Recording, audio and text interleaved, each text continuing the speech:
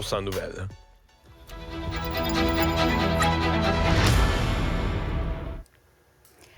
15h30, c'est le moment d'aller retrouver notre collègue Mario Dumont. Bon après-midi, Mario. Bonjour. Négociation entre Québec et la FAE. Il semblerait qu'il y a du progrès. Est-ce que ça débloque, selon toi, ou ce sont les membres qui sont en train tranquillement de reculer faute d'argent? Ça peut-tu être un mélange des deux? Je pense qu'il y a des avancées aux tables de négociation. M. Legault, ce matin, a fait le point avant de rentrer à la période de questions. Il a dit que c'était plus difficile avec les infirmières. Avec le monde de l'éducation, il y avait certains progrès. Bon, maintenant, à la FAE, je pense pas qu'on a des progrès nécessairement spectaculaires encore. Mais, écoute, on va se dire la vérité. Là, c'est logique qu'on cherche une façon... Ils sont un peu mal pris. Là. Le Front commun suit pas. Le Front commun a reporté sa grève du 8 au 14. Donc, la FAE se retrouve seule en grève. Est-ce que ça met une pression si énorme sur le gouvernement? Oui, parce que les écoles sont fermées, mais en même temps, tous les autres syndicats sont au travail. Les employés sont au travail. Donc, je pense que... Puis moi, je reçois quand même pas mal de messages de membres de la FAE qui trouvent ça dur, là, qui veulent une paye, qui trouvent ça dur. J'en entends aussi, on entend toutes sortes de choses. À Montréal, là, on m'explique que la décision d'aller en grève a été votée, Julie, le 16 mai. Oui, je t'ai entendu dans ton émission en parler. Ça fait longtemps en mai, là. Oui, les membres n'ont pas été reconsultés depuis le 16 mai. Puis là, remettons-nous dans l'atmosphère. Le 16 mai, on savait que des négociations s'en venaient à l'automne, mais tu sais, grève générale illimitée, je pense que les gens voyaient ça lointain en disant, on serait peut-être prêt à aller jusqu'à cet extrême-là parce qu'on veut être entendu. Mais je ne pense pas qu'ils avaient compris qu'aussi vite, là, sans avertissement, sans autre journée de grève préalable, en tout cas, il semble y avoir, il y a toujours une division dans les membres de syndicats. Il y en a qui sont très mobilisés, qui sont aux premières loges des lignes de piquetage puis qui veulent mener cette bataille rangée. Je pense qu'il y en a d'autres là, qui trouvent qui trouvent ça moins drôle, qui trouvent ça moins pertinent. Donc, la présidente de la FAE doit composer avec tout ça.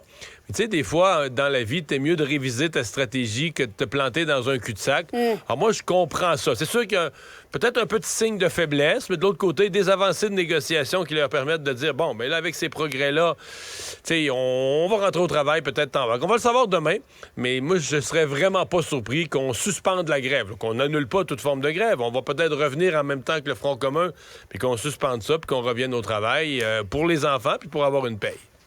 Tu as parlé tout à l'heure du premier ministre François Legault qui mettait aujourd'hui de la pression sur la FIC. On va l'écouter ensemble.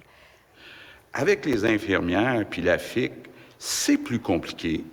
Et, écoutez, moi, je trouve que ça n'a pas de bon sens qu'un syndicat puisse bloquer, par exemple, une prime qu'on veut donner à une infirmière de nuit parce qu'il nous en manque de nuit, ou une prime qu'on veut donner à une infirmière qui accepte d'aller travailler dans une région où il manque beaucoup d'infirmières.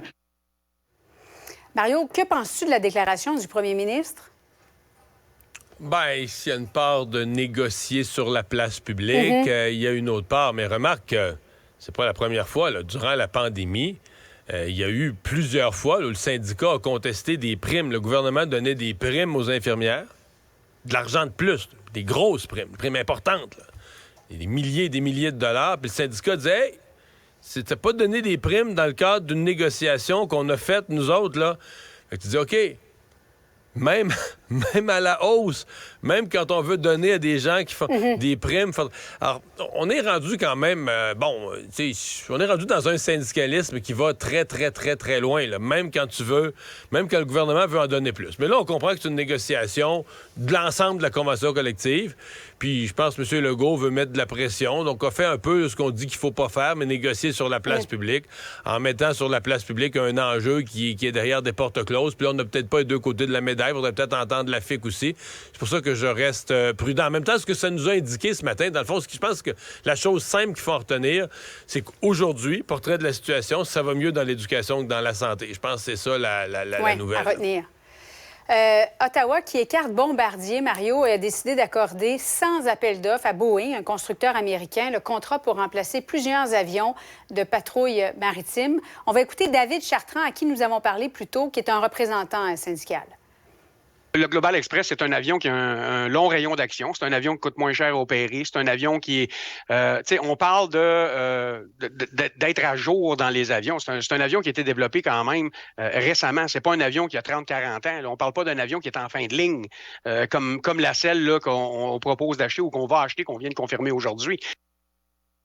Il y a Pablo Rodriguez qui était avec nous il y a de ça quelques minutes, Mario, ministre des Transports, qui a tenté de justifier cette décision. Néanmoins, c'est dur à comprendre. Parce qu'il y a deux décisions dans la décision. Il y a deux aspects très séparés. Il y a une première décision, au-delà de Bombardier-Boeing, il y a une première décision qui est de ne pas aller en appel d'offres. Oui. On comprend ce que ça veut dire. Ça veut dire que tu pourrais mettre deux entreprises en compétition, puis là, ça t'oblige pas à acheter. Tu regardes les appareils, tu regardes les prix qui t'ont fait, là, tu fais déposer des offres, tu regardes après. Quand tu vas pas en appel d'offres, mais tu dis à Boeing, garde, fais-nous un prix, là, puis c'est ça, on veut ton avion, on va payer ce que ça coûte. Donc, la concurrence, à mon avis, est gage d'obtenir un meilleur prix, de mettre une pression sur les entreprises. Donc, d'abord, le gouvernement canadien décide de ne pas faire ça. Bon, le deuxième aspect, c'est évidemment de dire, nous, on encourage une entreprise américaine qui, elle, va... Bon, les ministres ont été quand même clairs, on veut des retombées au Québec, au Canada, on a toute une série de mesures pour amener des retombées, mais quand même, les profits, on est aux États-Unis, Boeing est aux États-Unis.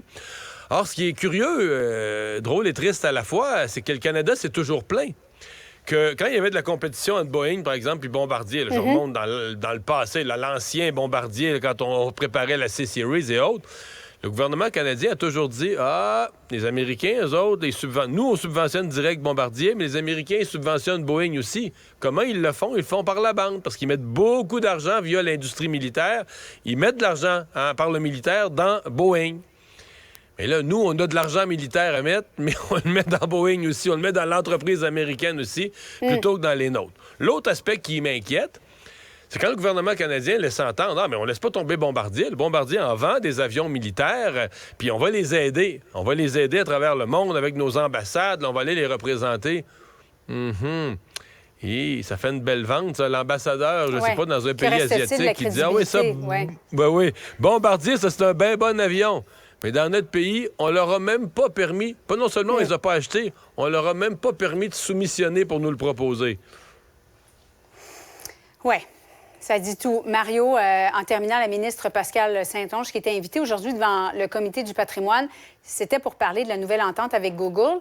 Et il y a une députée conservatrice qui a insisté pour que la ministre lui réponde en anglais. On va écouter la députée albertaine, suivie de la réaction de Pascale Saint-Onge. I noticed that you answer my questions in French, but other English questions you answer in English if they're from your Liberal colleagues. I realize it's completely your choice. We're a bilingual country, but if at all possible, I'd love to have it. Rappel au règlement, Madame la Présidente. Rappel au règlement, Madame la Présidente. Madame la Présidente, j'ai pas besoin de vous rappeler et de rappeler à ma collègue que nos invités, comme les membres de ce comité, peuvent s'exprimer dans la langue officielle de leur choix. Nous avons un service d'interprétation extrêmement efficace. C'est insultant pour les Québécois, présentement. Je suis francophone, je viens du Québec. Je vais passer ma vie à défendre la langue française. J'ai étudié en littérature française et québécoise. Je trouve ça très insultant. Je trouve ça problématique qu'en 2023, il y a un parti politique qui ne semble pas comprendre cette importance-là de la dualité linguistique et aussi du fait français. Puis qu'on ait des commentaires comme ça, là, c'est complètement déplacé. Bon, Mario, la députée conservatrice s'est depuis excusée. Est-ce que c'est une tempête dans un verre d'eau ou on a raison d'en parler aujourd'hui? Ben oui, on a raison d'en parler. En fait, sais-tu, la chose qui m'intéresserait le plus, moi, c'est d'avoir les images des caméras de surveillance de Pierre Poilievre qui courtise le Québec présentement dans son bureau quand il apprend que ça s'est passé pour le voir se cogner à la tête ses poutres, là. Je veux dire... Tu sais, c'est ce genre d'affaires... Moi, je l'ai déjà été chef de parti. C'est ce genre d'affaires, des fois, où un député... se pense faire des affaires, puis tu te dis, mais qu'est-ce que c'est ça? Là? Pourquoi on a besoin de ça? Tu sais, mettons, Pierre Poilievre, il dit, tout allait bien, on commençait à gagner des points au Québec. C'est quelle image ça fait au Parti conservateur au Québec? C'est épouvantable. Bon, c'est excusé, c'est juste une députée, c'est pas tout le parti. Mais quand même, quelle image, là, tu sais, quel mépris terrible.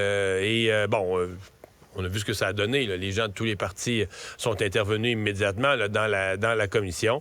Mais c'est une gaffe d'une députée. Là, c'est probablement Pierre Poilievre qui en a pour quelques jours ou quelques semaines à répondre de ça, là, qui va se faire questionner là-dessus. Puis c'est l'image de son parti au Québec qui en éternise. Mario, merci beaucoup. Bonne fin d'après-midi à toi.